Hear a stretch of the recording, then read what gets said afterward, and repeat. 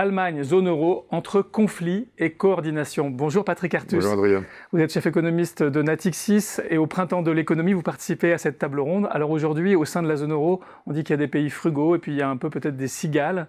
Alors est-ce que la coordination est possible entre ces pays pour un bien commun ?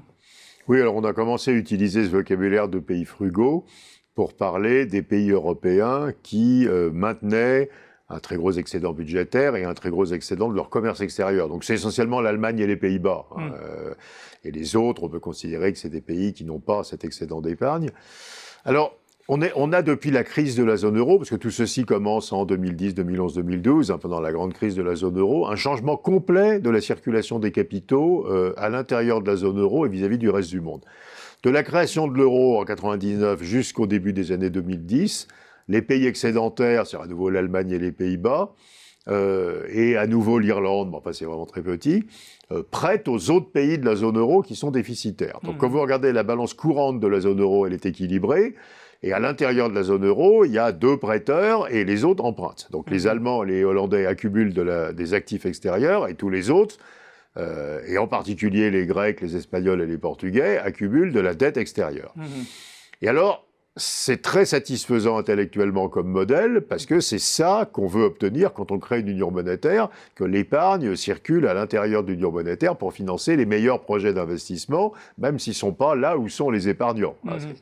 Mais ça casse totalement au moment de la crise de la zone euro, parce qu'il apparaît une très grande inquiétude en Allemagne, enfin, pas disons Allemagne, entre parenthèses, et à chaque fois il y aura Pays-Bas, sur l'utilisation de cette épargne, qui effectivement a été utilisée pour financer disons une bulle immobilière, une bulle de construction d'infrastructures inutiles. Donc arrêt complet de ce modèle, et à partir de là, les Allemands prêtent leur épargne au monde en dehors de la zone euro, et essentiellement aux États-Unis. Et les Allemands deviennent le premier prêteur du Trésor des États-Unis, remplaçant ainsi la Chine.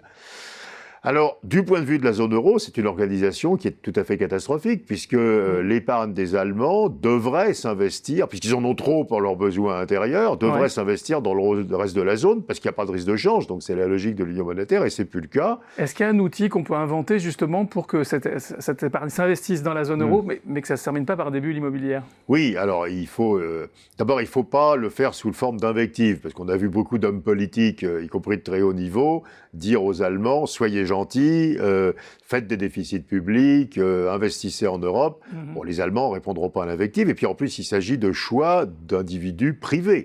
Alors, c'est les assureurs vie allemands, par exemple, qui prêtent plus au gouvernement espagnol, ou c'est les banques allemandes qui financent plus des projets de promoteurs immobiliers dans le reste de l'Europe. Donc on peut pas les forcer à le faire. Donc je crois que la seule solution, c'est rétablissement de la confiance.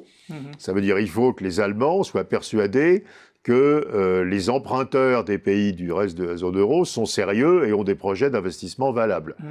Et c'est vrai qu'ils ont été traumatisés par ce qui s'est passé avant la crise. Les villes sans habitants et les aéroports sans avions en Espagne, ça laisse des traces.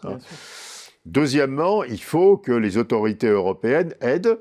Et ce qui est en train de se faire à la Commission va dans le bon sens, puisqu'on avait le plan Juncker, quand même 600 milliards d'euros d'investissements qui ont été faits en Europe, financés en partie par la BEI à Luxembourg et en partie par des financements privés.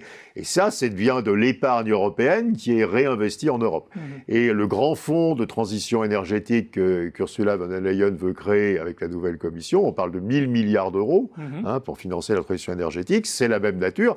Et ce fonds sera émis en partie par sans doute aussi la Banque européenne d'investissement, qui devient l'espèce de banque verte de la zone euro, de l'Europe.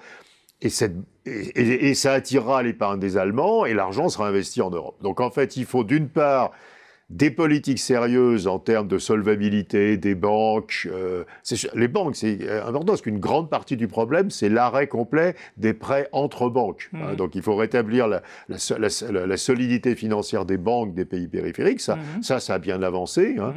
Et puis, il faut aider à ce mouvement en offrant des instruments financiers avec une très bonne gouvernance qui permettent de collecter l'épargne de l'Allemagne et de la réinvestir en Europe. Et là, on voit aussi que la Commission est bien partie sur cette ligne-là. Et donc, il y a des bonnes pistes, finalement, des raisons d'être optimiste. Merci Patrick Artus, et on en reparlera au Printemps de l'économie. Merci.